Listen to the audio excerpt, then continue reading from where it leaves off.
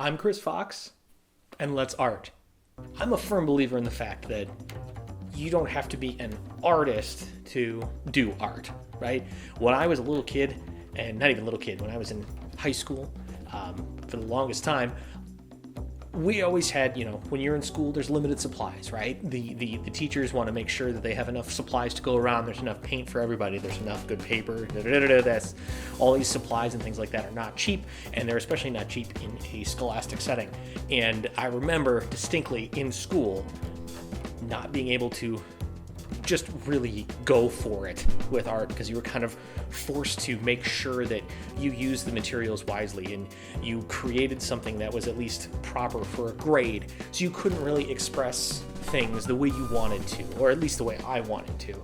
And that's why a few years back I decided to say, you know what, I'm a big kid. I have big kid money.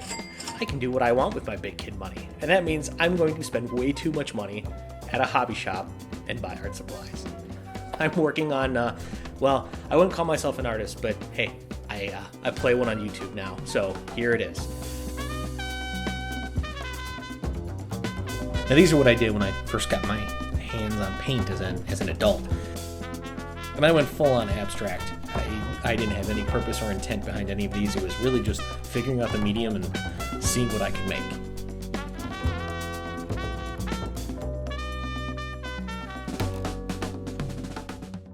Art is always about variety, right? It's about expressing yourself, and you need to make sure that when you do art, you do the art that is true to you. At least that's my thought. As much as I enjoy a variety of different kinds of art, I am very much, for my own art, an advocate for something having story. And not just like telling a story, but more along the lines of like there's a meaning behind it, there's some depth. I've always been one of those people that looks for symbols. I look for signs and buried meaning behind things. I've always struggled to create art because I always want it to have some deeper, heavier meaning. I want it to be something that has this heavy, deep meaning, and it doesn't always need to be that. Sometimes it can just be interesting things. Sometimes those interesting things have meaning as you're creating the art. And that's kind of the case with this piece. Now, this isn't my first piece in acrylic. This won't be my last, but it's an attempt to push myself to just create whatever is kind of cooking in the back of my mind and let the art just kind of create itself in a sense.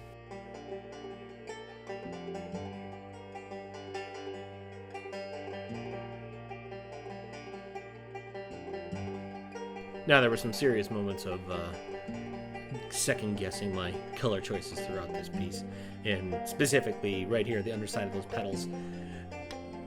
You'll see it change a few different times throughout, and then that's because it's not fully understanding what direction I want to go with it.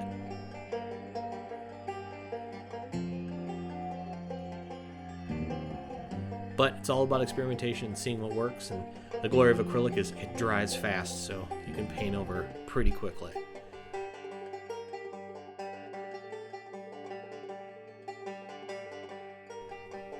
I've never been a hunter of any sort, but for some reason these antlers have been a weird obsession of mine for a little bit, just because they're such unique, I guess, pieces of art in nature.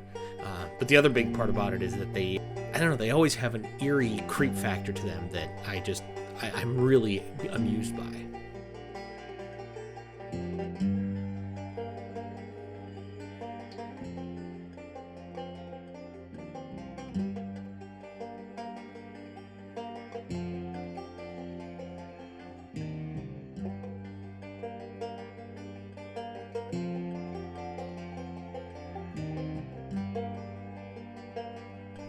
And because I'm from Arizona, this snake is a rattlesnake, and it has that iconic black and white tail. Now, if you don't know, rattlesnakes all have that black and white tail, and that's probably the only thing that can differentiate them from, the sand as you're walking around in the desert.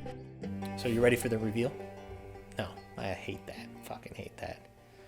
This is the finished piece.